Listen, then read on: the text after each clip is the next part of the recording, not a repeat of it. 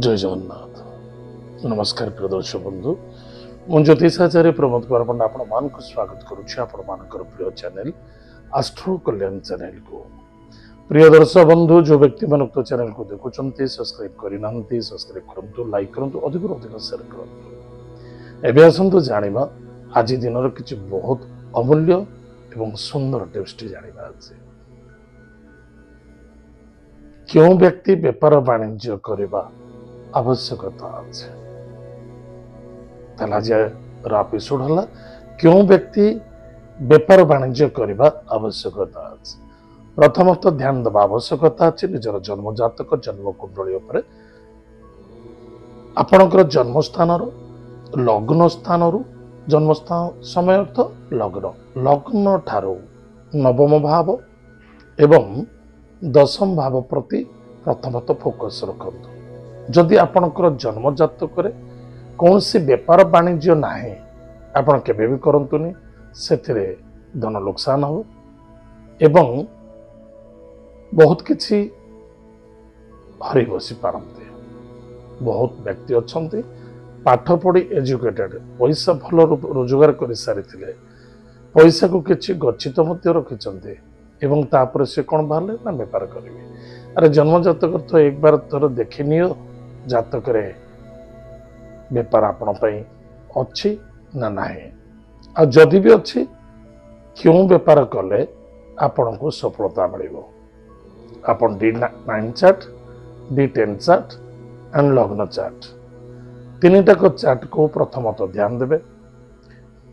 लग्नर नवम भाव एवं दशम भाव एतद व्यतीत जो ग्रह चली महादशा चली से ग्रह जदि आपंकर दशम भाव नवम भाव थाए ताले राजयोग समय व्यापार राजयोग समय जदि उच्च होता है जदि नीच होता है निश्चित रूप से आपण धन हानि हम एवं समय नष्ट हम। ताले प्रिय दर्शक बंधु, आज डेट में समस्ते प्राय मन मन भावुचे किसी ना किसी तो व्यापार कर नवा व्यापार वाणिज्य कर घर चलदबा एमती लक्षाधिक व्यक्ति व्यापार वाणिज्य धन निवेश करती नुकसान हुए फेरे निज पूर्वोक्त कर्म को फेरी आसती। ठीक से ही भाई आपण आपणकर जातक को प्रथम वेरीफाई करंतु, देखंतु आपण जातक अच्छी ना ना तापरे आगु बढ़ंतु। एत थिला आज दिन सुंदर टिप्स टे आसंतु जानिमा आज दिन पंचांग और 12 राशि राशिफल विषय। आज तारीख हूँ 3 सेप्टेम्बर 2025 मसीहा भाद्रव मास शुक्ल पक्ष एकादशी तिथि पूर्वाषाढ़ा नक्षत्र बुधवार। आज दिन शुभाशुभ समय प्रातः सूर्योदय ठारू 8:39 पर्यंत शुभ समय भोग। तत्पश्चात प्रातः 10:12 ठारू 11:45 पर्यंत शुभ समय भोग। एतद व्यतीत सायं 2:53 ठारू 5:39 पर्यंत शुभ समय भोग। पुनः सायं बा रात्र 7:26 ठारू 11:46 पर्यंत शुभ समय भोग। उक्त शुभ समय कौन भी कार्य करुछन्ते निश्चित रूप से सफलता पाइबे, आनंद देखा देव।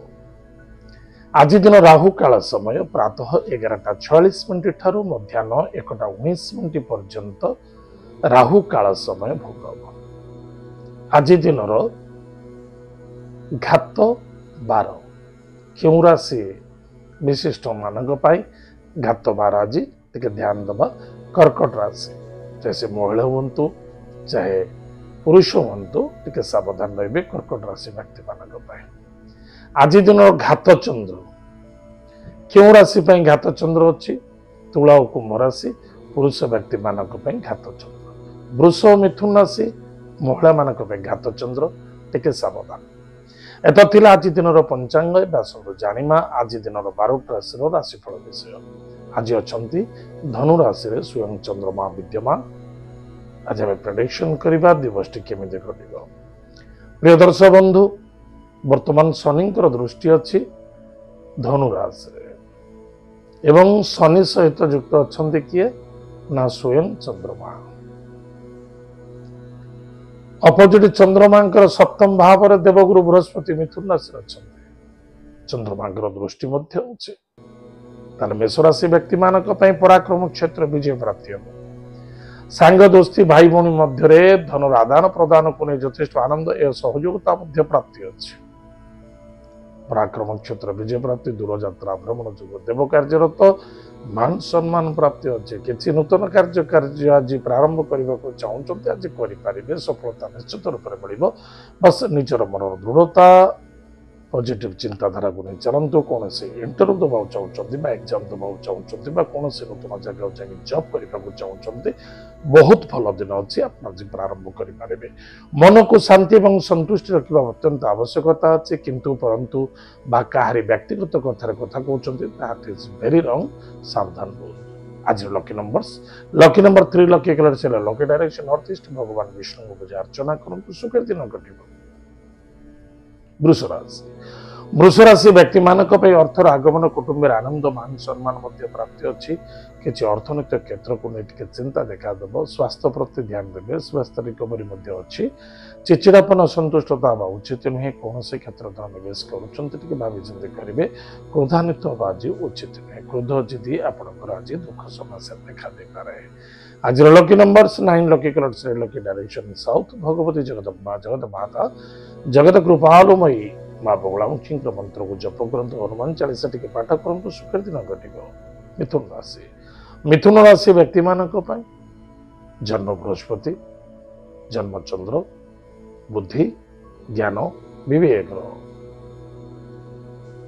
उच्चकोट देखा दब दूरयात्रा देखा दौची लव मैटर सफलता देखा दब पति पत्नी मध्य श्रद्धा आदरता आत्मविश्वास रखा अत्यंत आवश्यकता अच्छी कार्य स्वास्थ्य टी कमजोर देखा दूसरी तुरंत डॉक्टर इलाज करूँ अवहेला करने उचित नुहे संदेहता रखा उचित नुहे। आज lucky number 8 lucky colours black lucky direction waste भगवान हनुमान महाप्रभु वज्रबाण स्तोत्र पाठ करूँ सुखर दिन घट।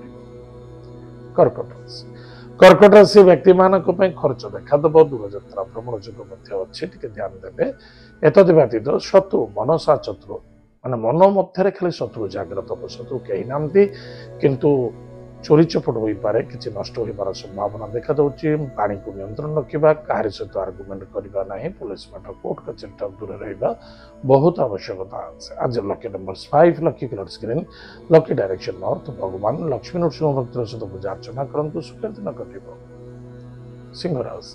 सिंह राशि व्यक्ति मानक इनकम सोर्स बहुत भल भाई भौणी मित्रों द्वारा सपोर्ट मिल देव कार्यरत रे पराक्रम क्षेत्र विजय प्राप्ति अच्छी भ्रमण जोग देखा दूसरी मामू घर मौसा पीसा कौन से बंधुबांधव सहित सुसंपर्कता देखा दब किसी सहयोग प्राप्ति करार अच्छी सहयोग आज प्राप्ति सुंदर हिसाब से करें।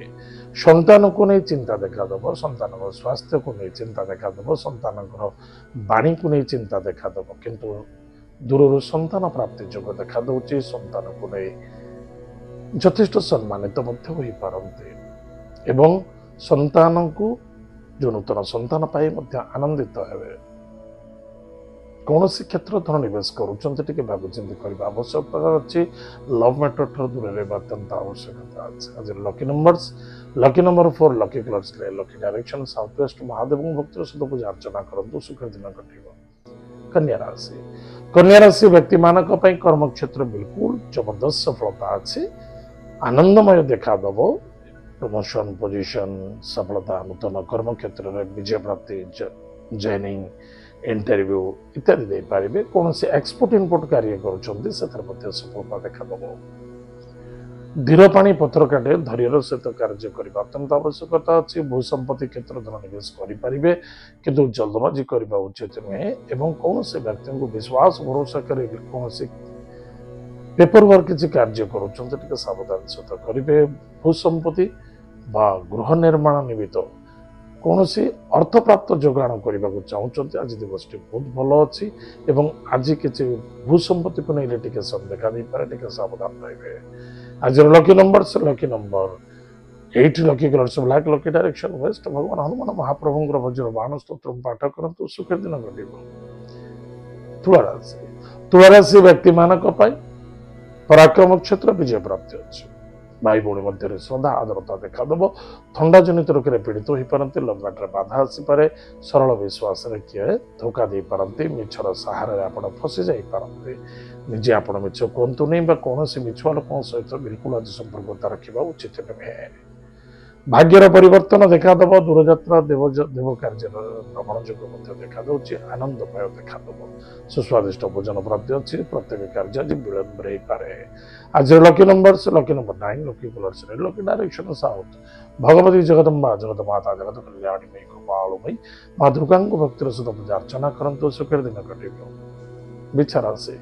ବିଛା ରାଶି ବ୍ୟକ୍ତିମାନଙ୍କ ପାଇଁ ପରିବାର କୁଟୁମ୍ବ ଭିତରେ ଆନନ୍ଦ ଦେଖାଦେବ।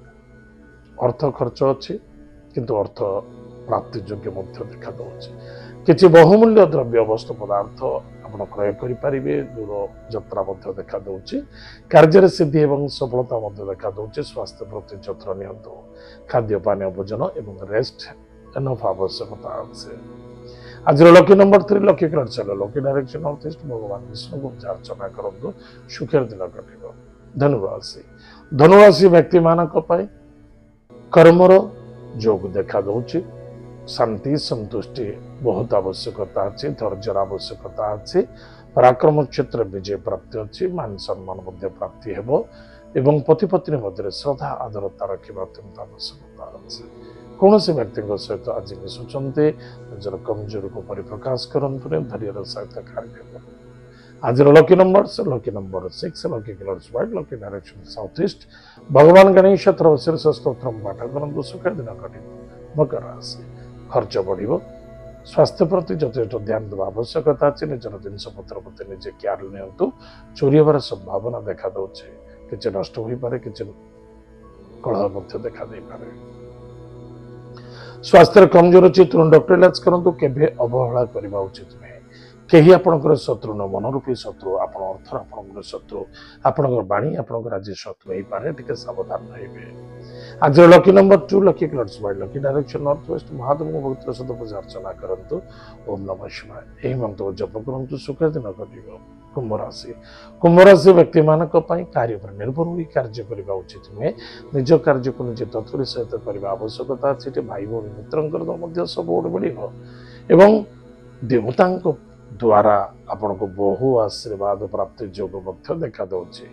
ଯଦି କୌଣସି ଦେବ କାର୍ଯ୍ୟରେ ରତ ହେଉଛନ୍ତି ବା ଭ୍ରମଣ କରିବାକୁ ଯାଉଛନ୍ତି କରିପାରିବେ। ସନ୍ତାନକୁ ନେଇ ଆନନ୍ଦିତ ହେବେ। ବିଦ୍ୟାର୍ଥୀ ସଫଳତା ଅର୍ଜନ କରିବେ। ଲଭ୍ ମ୍ୟାଟର ସଫଳତା ଦେଖାଦେବ।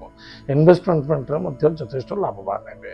ଆଜିର lucky number 2 lucky colours white lucky direction north west. ମହାଦେବଙ୍କ ଭକ୍ତିର ସହିତ ପୂଜା ଅର୍ଚ୍ଚନା କରନ୍ତୁ। ସ୍ୱର୍ଗତ ପିତୃଲୋକଙ୍କୁ ତର୍ପଣ କରନ୍ତୁ। ନିଶ୍ଚିତ ରୂପରେ ଆପଣଙ୍କର ମଙ୍ଗଳ ହେବ। ସଫଳତା ଦେଖାଦେବ। ମୀନ ରାଶି ବ୍ୟକ୍ତିମାନଙ୍କ ପାଇଁ ଦୂରଯାତ୍ରା କର୍ମର ଯୋଗ ଏବଂ ନୂତନ କର୍ମ କ୍ଷେତ୍ରରେ ସଫଳତା ମଧ୍ୟ ଦେଖାଦେବ। ପ୍ଲାନିଂ କରନ୍ତୁ। ବହୁତ ଲାଭ ହେବ। ମାତାଙ୍କ ସ୍ୱାସ୍ଥ୍ୟକୁ ନେଇ ଟିକେ ଚିନ୍ତା ଦେଖାଦେବ। ମାତା ଭାଇ ଭଉଣୀ ପରିବାର କୁଟୁମ୍ବ ମଧ୍ୟରେ ଆନନ୍ଦ ଦେଖାଦେବ। କିଛି ଭୂ ସମ୍ପତ୍ତିକୁ ନେଇ କିଛି ପ୍ଲାନିଂ କରାଯାଇପାରେ। କିଛି ନୂତନ ବେପାର ବାଣିଜ୍ୟକୁ ନେଇ ପ୍ଲାନିଂ ଆପଣ କରିପାରନ୍ତି। ସେଥିରେ ସଫଳତା ମଧ୍ୟ ଦେଖାଦେବ। ସନ୍ତାନକୁ ଭାଇ ଆନନ୍ଦିତ ହେବେ ଏବଂ ପରିବାର ଭିତରେ ଆନନ୍ଦ ଦେଖାଦେବ। ଆଜିର lucky number 6 lucky colours white lucky direction south east. ଭଗବାନ ଗଣେଶ ଶୀର୍ଷ ସ୍ତୋତ୍ର ପାଠ କରନ୍ତୁ ଏବଂ ଯଦି ପାରୁଛନ୍ତି ଗୁରୁ ମନ୍ତ୍ରକୁ ଜପ କରନ୍ତୁ। ନିଶ୍ଚିତ ରୂପରେ ଆପଣଙ୍କର ମଙ୍ଗଳ ହେବ। ସଫଳତା ଦେଖାଦେବ। ପ୍ରିୟ ଦର୍ଶକ ବନ୍ଧୁ, ଏତ ଥିଲା ଆଜି ଦିନର 12ଟା ରାଶିଫଳ। ଆଜି ତ ସମୟ ଯାଇଛି। କାର୍ଯ୍ୟକ୍ରମକୁ ଆମେ ଏଇଠୁ କରୁଛୁ। ପୁଣି ଦେଖା ପାକା ମଧ୍ୟରେ। ଜୟ ଜଗନ୍ନାଥ। ନମସ୍କାର।